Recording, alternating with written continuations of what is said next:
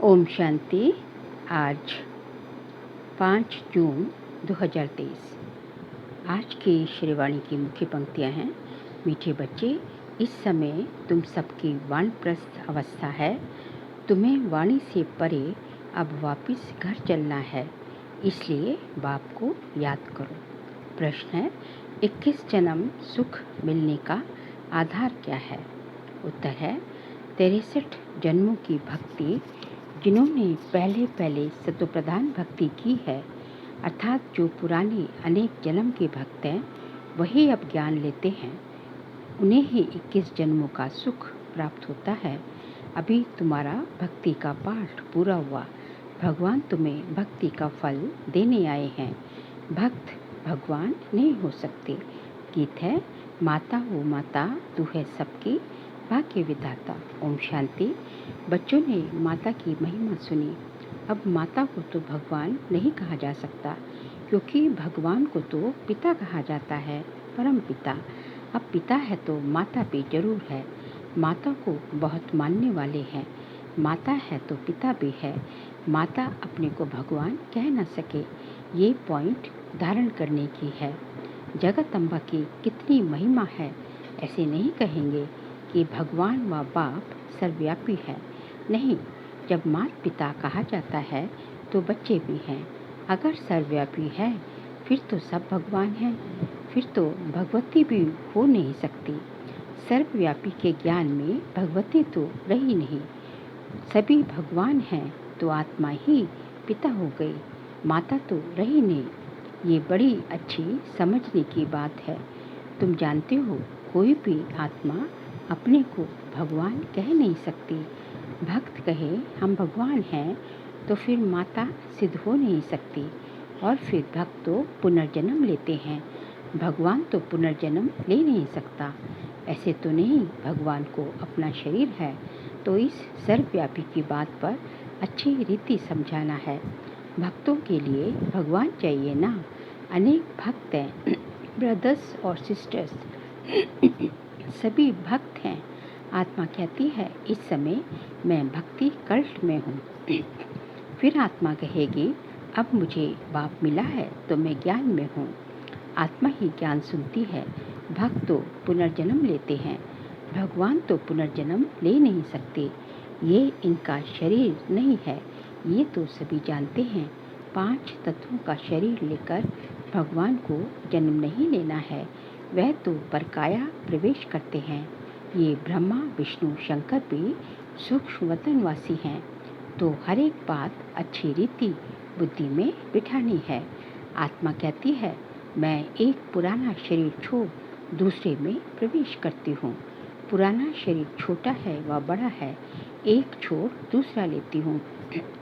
यहाँ तो अचानक भी छोटे व बड़े का शरीर छूट जाता है, परंतु वहाँ तो पूरी आयु होने पर समझते हैं अब पुराना शरीर छोड़ नया लेना है। कहाँ पे? सतयुग में। तो ये ज्ञान आत्मा में है ना। आत्मा पुनर्जन्म लेती है। परमात्मा के लिए तो नहीं कहेंगे। ब्रह्मा विष्णु शंकर को भी परमात्मा नहीं कहेंगे, वह भी सूक्ष्म वतनवासी हैं। बाबा तो मूल वतनवासी है, और कोई नहीं समझते कि परमात्मा मूल वतन निर्वाण धाम में रहने वाले हैं। निर्वाण धाम अर्थात वह वाणी से परे धाम है, इसलिए वानप्रस्थ नाम पड़ा है। वाणी से परे अवस्था में जाने के लिए 60 वर्ष की उम्र के बाद जब बूढ़े होते हैं तो वानप्रस्थ लेते हैं। यहाँ तो तुम छोटे बड़े सब समझते हो कि हम वानप्रस्थी हैं। आत्मा कहती है मुझे वाणी से परे स्थान में जाना है। आत्मा को मेल कहा जाता है। जब शरीर में आती है तब आत्मा कहती है इस समय मुझे मेल अथवा फीमेल का तन मिला है। तो आत्मा को अब वानप्रस्थ में जाने का पुरुषार्थ करना है। आत्मा को मेल कहा जाता है। माताएं कभी वानप्रस्थ नहीं लेती, परंतु यहाँ बाप समझाते हैं आत्मा तो मेल है। तुम सभी आत्माओं की वानप्रस्थ अवस्था है। अब सबको वापस जाना है। मैं तुम सबको वापस ले जाने के लिए आया हूँ, इसलिए अब मुझे याद करो तो मेरे धाम में आ जाएंगे। ये कोई मनुष्य कह ना सके। सुप्रीम रूह बाप ही कहते हैं। सन्यासी उदासी ऐसे बच्चे बच्चे कह बात कर नहीं सकेंगे। बाप का ज्ञान किसमें है? नहीं। पूछो भगवान कहाँ है तो कहेंगे सर्वव्यापी है। गोया भगवान का ज्ञान कोई में है नहीं, इसलिए भक्ति करते हैं भगवान से मिलने के लिए, परंतु कैसे और कब मिलेंगे ये किसी को पता ही नहीं। बाबा कहते हैं कोटों में कोई मुझे पहचानते हैं। मनुष्य तो सरसों मिसल अथाह हैं, इनमें कोई जो सिकलते हैं वही आकर मुझे पहचानेंगे और बाप से अपना वर्षा लेंगे। तुम समझा सकते हो कि सभी भक्त हैं, चाहते हैं कि हम भगवान से भक्ति का फल ले। अगर तुम सब भगवान हो तो फिर भक्त तो कोई हो न सके। अगर तुम भगवान हो तो बाकी तुमको क्या चाहिए?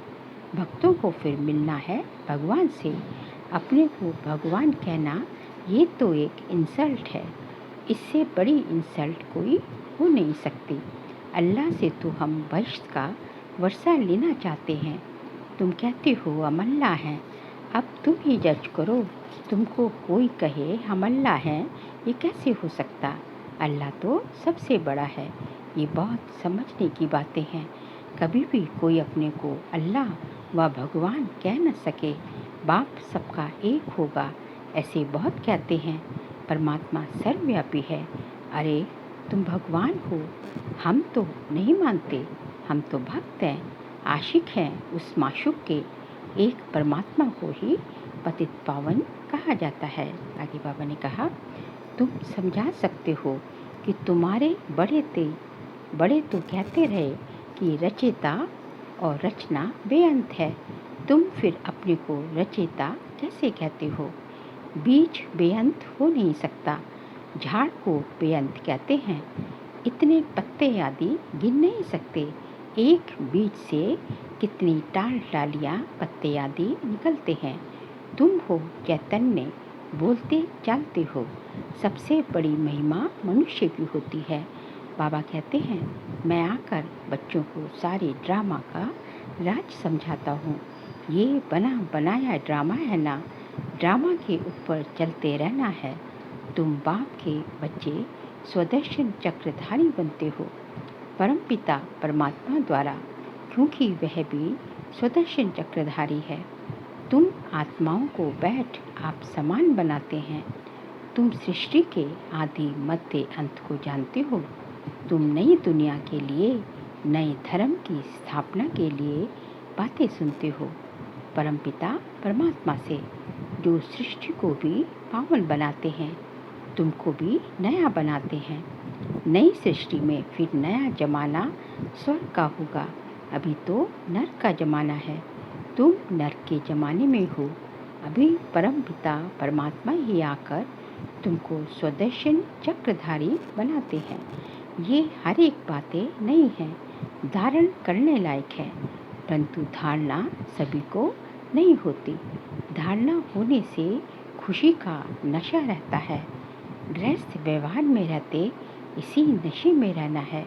स्त्री अथवा पुरुष हर एक को स्वदर्शन चक्रधारी यहाँ ही बनना है। बाकी भुजाएं तो हर एक को दो ही हैं। मनुष्य जो 84 जन्म लेते हैं उनको 4 भुजाएं तो हो नहीं सकती। तुम ऐसे कभी नहीं सुनेंगे कि शंकर को 100 या 1000 भुजाएं हैं। ब्रह्मा को भुजाएं दिखाई हैं।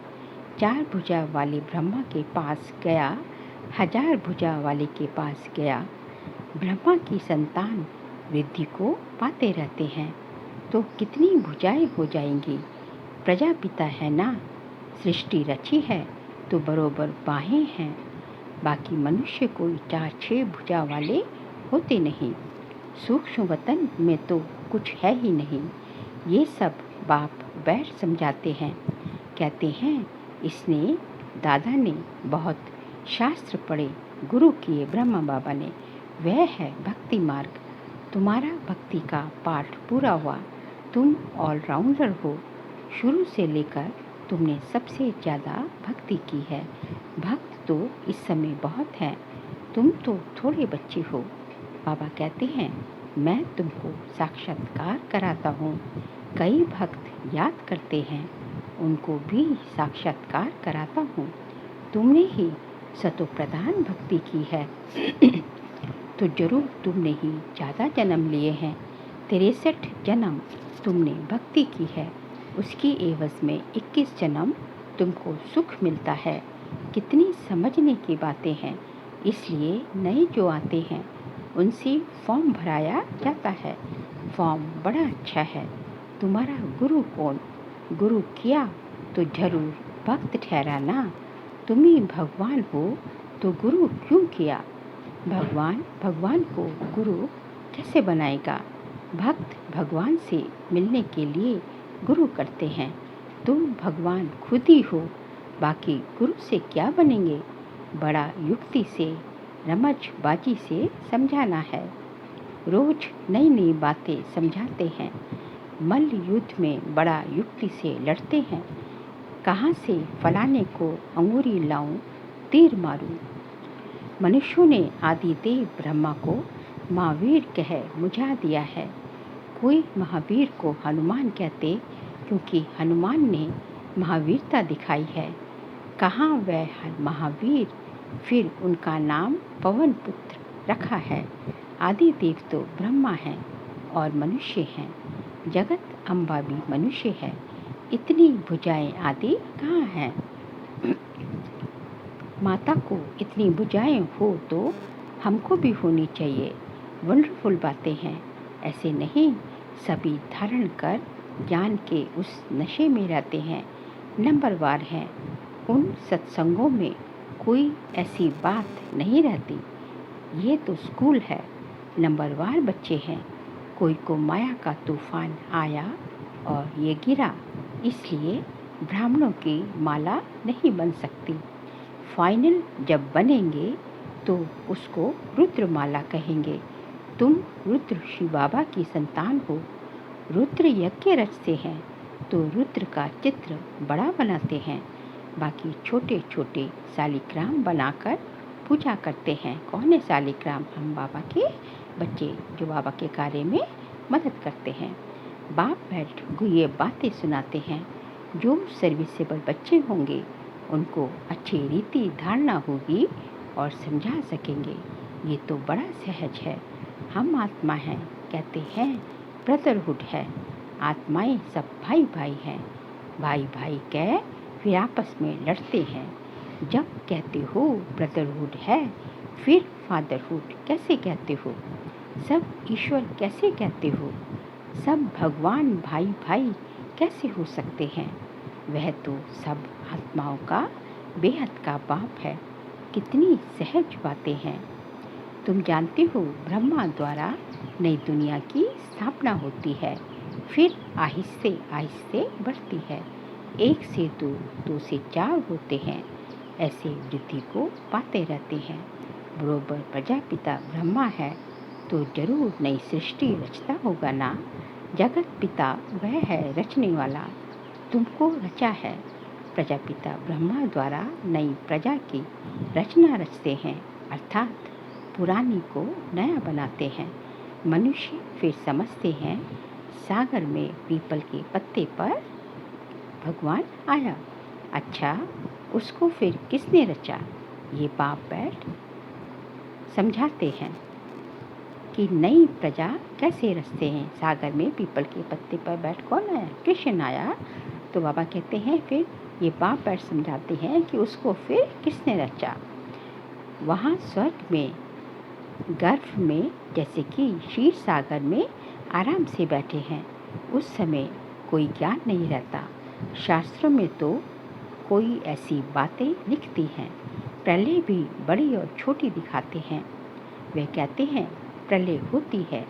बाबा कहते हैं प्रलय कभी होती नहीं। मैं आता हूँ ब्रह्मा द्वारा भारत को पतित से पावन बनाने। पतित दुनिया में मुझे आना पड़ता है। तुम जानते हो कल्प कल्प हम बच्चे बाप द्वारा भारत को पतित से पावन बनाते हैं। एक एक को भू भू करते हैं। भू भू करते हैं मतलब एक एक को हम एक एक को जो है ज्ञान सुनाते हैं। सब भिखारी पतित हैं, बाप है पतित पावन, उन द्वारा हम भी खुदाई खिदमतगार बनते हैं। हम भी पावन बनते हैं और दूसरों को भी बनाते हैं। अच्छा, माता पिता बाप दादा का मीठे मीठे सीख लेते बच्चों प्रति याद और गुड मॉर्निंग। रूहानी बाप की रूहानी बच्चों को नमस्ते। हम रूहानी बच्चों की रूहानी बाप दादा को नमस्ते नमस्ते नमस्ते। सार के लिए पॉइंट्स हैं। इस बने बनाई ड्रामा पर चलते रहना है, ज्ञान का सिमरन कर सुदर्शन चक्रधारी बनना है, सदा खुशी में रहना है, भक्तों को भगवान का सत्य परिचय देना है, भटकने से छुड़ाना है, ब्रह्मा की मददगार भुजा बन खुदाई खिदमतगार बनना है। आज का बाबा का वरदान है, अपने शुभ भावना के संकल्प से हर आत्मा में उत्साह भरने वाले सच्चे सेवाधारी भव। अपने शुभ भावना के संकल्प से हर आत्मा में उत्साह भरने वाले सच्चे सेवाधारी भव। आप बच्चों की शुभ भावना है कि हर आत्मा बाप से प्राप्ति की अंजलि ले ले। इसी शुभ भावना का फल उन आत्माओं को अनुभव करने का बल मिलता है। शुभ भावना के संकल्प में बहुत बड़ी शक्ति है जो चारों ओर के वातावरण को बदल देती है। तो सच्चे सेवाधारी वह हैं जो स्वयं भी उत्साह में रहते और सेवा भी उत्साह से करते और अन्य आत्माओं में भी बाप के परिचय द्वारा उत्साह भरते हैं। उत्साह ऐसी चीज है जो उसके आगे परिस्थिति कुछ भी नहीं है। वह वार करने के बजाय बलिहार हो जाती है। कौन? परिस्थिति। जो बच्चे उत्साह में रहते हैं उनके आगे परिस्थिति जो है वार करने के बजाय उन बच्चों के ऊपर परिस्थिति बलिहार जाती है, क्योंकि वो उनका उमंग उत्साह ही इतना, उनका जो है मनोबल इतना बड़ा होता है, मॉरली इतनी हाई वाइब्रेशनल एनर्जी में होते हैं कि परिस्थिति उन पर वार नहीं करती, बलिहार हो जाती, सरेंडर कर जाती है। स्लोगन है, बाप दादा से अटूट प्यार हो तो ईश्वरीय मर्यादाओं पर चलना सहज अनुभव करेंगे। बाप दादा से अटूट प्यार हो तो ईश्वरीय मर्यादाओं पर चलना सहज अनुभव करेंगे। बाबा कहते हैं कि यदि आपको भगवान से, बाप दादा से सच्चा प्यार है, अटूट प्यार है, तो फिर आपको जो ईश्वरीय मर्यादाएं हैं, जो फिर ब्राह्मण ज्ञान मार्ग में आने के बाद जो मर्यादाएं जो होती हैं उन पर चलना भी बहुत सहज इसी अनुभव होगा, सहज अनुभव होगा। कब?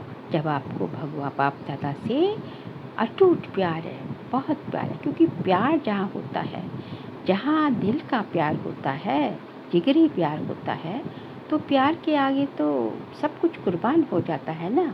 क्योंकि लौकिकता में भी तो यही कहते हैं कि जहाँ प्यार है तो वहाँ जो है सब कुछ जो है कुर्बान है। तो इसलिए जो है जब बाप भगवान से सच्चा प्यार हो गया तो क्या चाहिए? सच्चा प्यार हो गया तो फिर जो है कुछ भी करने के लिए, कुछ भी सहने के लिए, सब कुछ करने के लिए जो है, कुछ भी छोड़ने के लिए, सबके लिए आप जो है सहजता से आप स्वीकार कर लेते हैं, सहजता से तैयार हो जाते हैं। इसलिए ज़रूरत है भगवान से उस प्यार को बढ़ाने की, उस अटूट प्यार को बढ़ाने की, बाप से नज़दीकियाँ बढ़ाने की। अच्छा, ओम शांति।